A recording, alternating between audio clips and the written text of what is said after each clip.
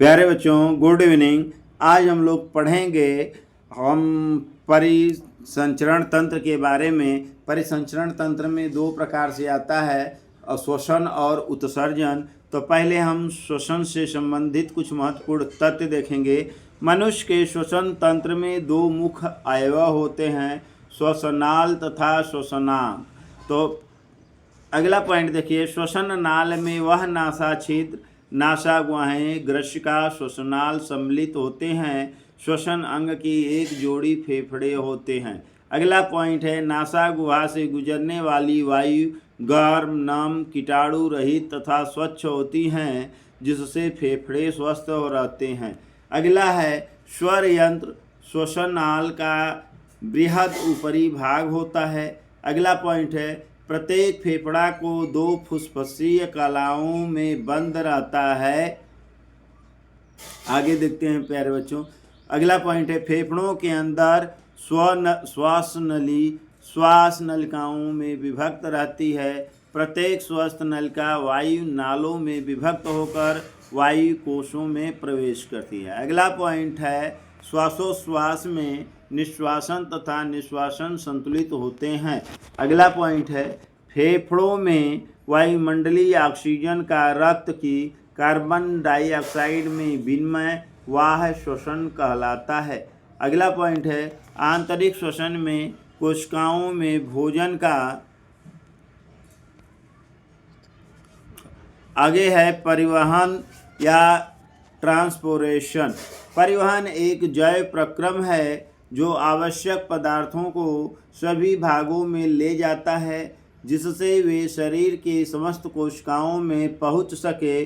पादपों में परिवहन तंत्र जंतुओं की तुलना में अल्प विकसित होते हैं। पादपों में दो परिवहन तंत्र पाए जाते हैं, पहला है जाइलम, दूसरा है फ्लोएम। तो आइए इनके बारे में जानते हैं। जाइलम जो जल तथा खनिज लवणों का परिवहन करता है। जाइलम जो है जल और खनिज, जाइलम से जल, तो जाइलम जल तथा खनिज लवणों का परिवहन करता है। फ्लोएम जो पादपों द्वारा निर्मित खाद्य पदार्थों का परिवहन करता है। आइए इसके पॉइंट देखते हैं। पहला पॉइंट है, जल मृदा विलयन तथा मूल रोमों के मध्य जल विभवांतर के कारण सक्रिय रूप से अवशोषित होता है। पादप में जल तथा खनिज लवणों का मार्ग, जो पादप में जल और खनिज लवण का मार्ग होता है वह नीचे दिखलाया गया है। मूल रोम होता है, मूल रोम से बाह्य त्वचा होता है, बाह्य त्वचा से वल्कुट होता है, वल्कुट से अंतः त्वचा होता है, अंतः त्वचा से जाइलम होता है, जाइलम से वाहिनियाँ होती हैं, वाहिनी से वाहिनिकाएँ होती हैं, और वाहिनिकाएँ के आगे पौधों के विभिन्न अंग होते हैं। इस प्रकार इनका एक फ्लो सिस्टम होता है, खनिज लवण का मार्ग होता है, कैसे कैसे आगे बढ़ता है। आइए हम देखते हैं अगला पॉइंट, जल तथा खनिज लवण जाइलम वाहिनियों तथा वाहिकाओं से होकर ऊपर की ओर जाता है। एक कोशिका मोटी भित्ति युक्त होती है, जिसमें कोशिका से कोशिका में जल की गति के लिए गर्त पाए जाते हैं। अगला पॉइंट है, वाष्पोत्सर्जन पौधों के वायवीय भागों को जीवित ऊतकों से जल के वाष्प के रूप में लाने की प्रक्रिया होती है। अगला पॉइंट है, कार्बनिक खाद्यों का पत्तियों से पौधों के अन्य भागों में पहुंचना खाद्य स्थानांतरण कहलाता है। यह स्थानांतरण फिल्मों द्वारा होता है। आइए हम आगे देखते हैं। मानव में दो परिसंचरण तंत्र होते हैं, जिनके द्वारा पदार्थ का परिवहन होता है। तो मानव में भी दो परिसंचरण तंत्र पाए जाते हैं, उनके द्वारा जो पदार्थ होता है जिनका परिसंचरण होता है। तो पहला है रक्त परिसंचरण तंत्र और दूसरा का होता है लसिका तंत्र। अब आते हैं, पहला पॉइंट देखते हैं। रक्त परिसंचरण तंत्र में हृदय तथा, यहाँ रात नहीं रक्त होगा भाई, तो रक्त परिसंचरण तंत्र में हृदय तथा रक्त वाहिनियाँ पाई जाती हैं। तो रात के यहाँ रक्त होगा प्यारे बच्चों। अगला पॉइंट है रक्त सर्वाधिक महत्वपूर्ण तरल संयोजी ऊतक है। इसमें रक्त प्लाज्मा तथा रक्त कणिकाएं आरबीसी रेड ब्लड कार्पुलेट्स तथा ल्यूकोसाइट डब्ल्यूबीसी जिसको व्हाइट ब्लड कार्पुलेट्स तथा प्लेलेट्स सम्मिलित होते हैं। तो रक्त के 3 भाग होते हैं, आरबीसी, डब्ल्यूबीसी और प्लेटलेट्स। तो आगे आइए देखिए हम रक्त के कार्य के बारे में जानेंगे। Function of the blood. रक्त के निम्नलिखित कार्य होते हैं। पहला, रक्त ऑक्सीजन का फेफड़ों से शरीर के विभिन्न भागों में परिवहन करता है। रक्त जो है ऑक्सीजन को विभिन्न भागों में, शरीर के विभिन्न भागों में क्या करता है, परिवहन करता है। दूसरा पॉइंट है रक्त शरीर की कोशिकाओं से कार्बन डाइऑक्साइड को फेफड़े तक ले जाता है, जहां से इसे बाहर निकाल दिया जाता है। कार्बन डाइऑक्साइड को फेफड़े के द्वारा, नासिका द्वारा बाहर निकाल दिया जाता है। तीसरा पॉइंट है रक्त पचित भोजन को तथा हार्मोन्स का परिवहन करता है। रक्त जो होता है पचित भोजन और हार्मोन्स का परिवहन करता है। यहाँ पर परिचित नहीं, पचित होगा प्यारे बच्चों। अगला पॉइंट है रक्त यकृत से यूरिया का ब्रेक में मूत्र के साथ उत्सर्जन के लिए परिवहन करता है। अगला पॉइंट है रक्त शरीर को रोगों से बचाता है तथा शरीर के ताप का नियमन करता है। अर्थात रक्त जो है मनुष्य को, शरीर को रोगों से बचाता है तथा ताप को नियंत्रित करता है। आइए प्यारे बच्चों आगे देखें। मनुष्य का हृदय 4 कोष्ठी होता है। मनुष्य के शरीर में 4 कोष्ठक पाए जाते हैं। तो 4 कौन है? पहला है बाया निलय, दूसरा है दाया निलय, फिर तीसरा है बाया आलिंद, चौथा है दाया आलिंद। बायां दायां बाया, 2 निलय 2 आलिंद होते हैं।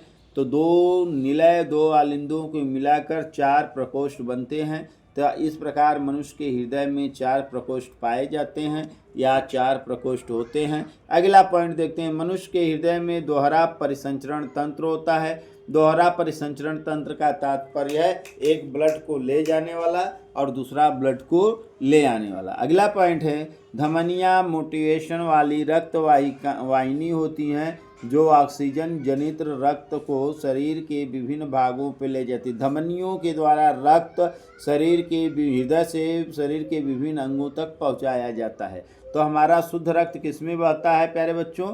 धमनियों में। धमनियों में कैसा रक्त बहता है? शुद्ध रक्त। शुद्ध रक्त कहाँ से कहाँ जाता है?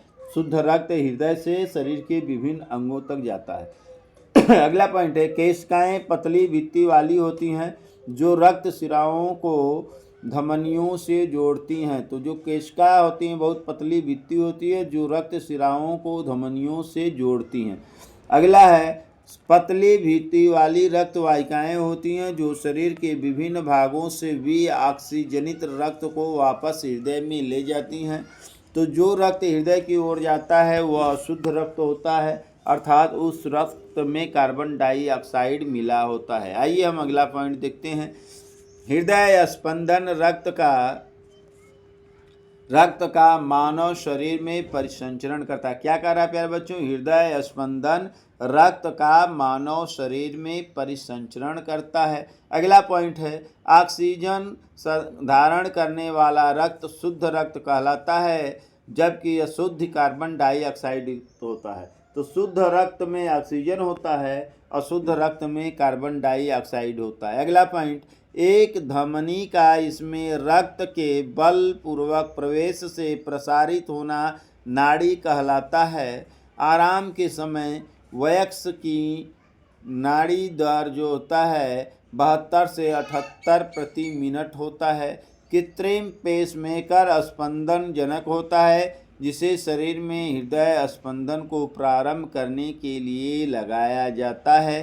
पेसमेकर हृदय जैसा एक मशीन होता है जो हृदय को पेश करता है, पेसमेकर के द्वारा रक्त का स्पंदन कराता है। अगला पॉइंट है लसिका तंत्र द्वितीय महत्वपूर्ण परिसंचरण तंत्र होता है जो लसिका का परिसंचरण करता है।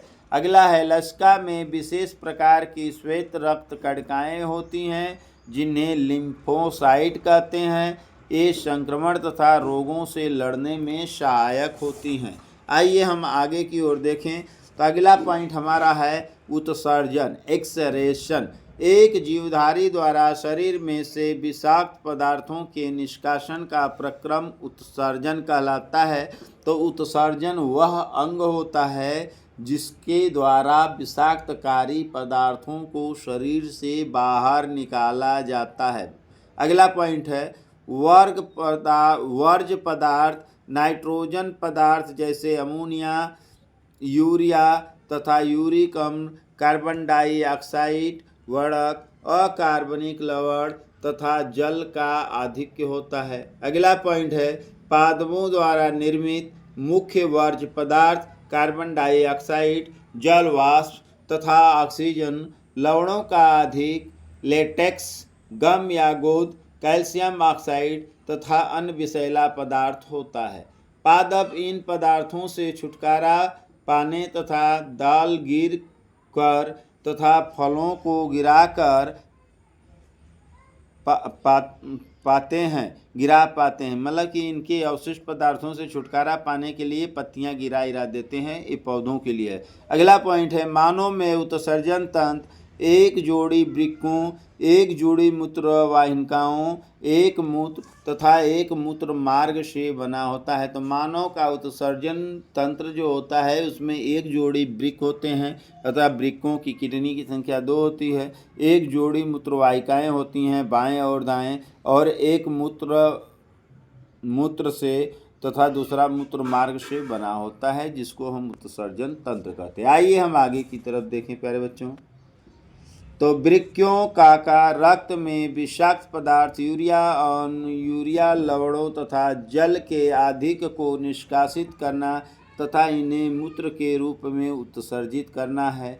प्रत्येक वृक्क में असंख्य उत्सर्जन इकाइयाँ होती हैं, वृक्काणु कहते हैं। वृक्काणु का निर्माण ओवन, संपूर्ण तथा नलिका से होता है। अगला पॉइंट है किसी व्यक्ति की रक्त को इससे वर्ज्य पदार्थ जैसे यूरिया को पृथक करके साफ करने की प्रक्रिया को अपोहन या डायलिसिस कहते हैं। तो क्या हुआ भाई, यूरिया या यूरिक एसिड को शरीर से बाहर निकालना अपोहन कहलाता है। वृक्क द्वारा उत्सर्जित तरल तथा घुलित वर्ज्य पदार्थ मूत्र कहलाते हैं। तो वृक्क द्वारा ही, किडनी के द्वारा ही मूत्र बाहर निकलता है, अर्थात वृक्क जो है किडनी द्वारा फिल्टर किया जाता है, जिसे मूत्र हम कहते हैं। पूर्ण वृक्क के कारण रक्त में यूरिया तथा अन्य पदार्थ जमा हो जाते हैं। वृक्क अपक्रियण का सर्वश्रेष्ठ दीर्घकालिक निदान वृक्क प्रत्यारोपण है। वृक्क अपक्रियण युक्त रोगी को नियमित रूप से कृत्रिम वृक्क मशीन उपचारित करते हैं। यह प्रक्रम अपवाहन कहलाता है। आइए आगे देखते हैं प्यारे बच्चों। आज के लिए इतना ही। धन्यवाद। Thank you so much nice.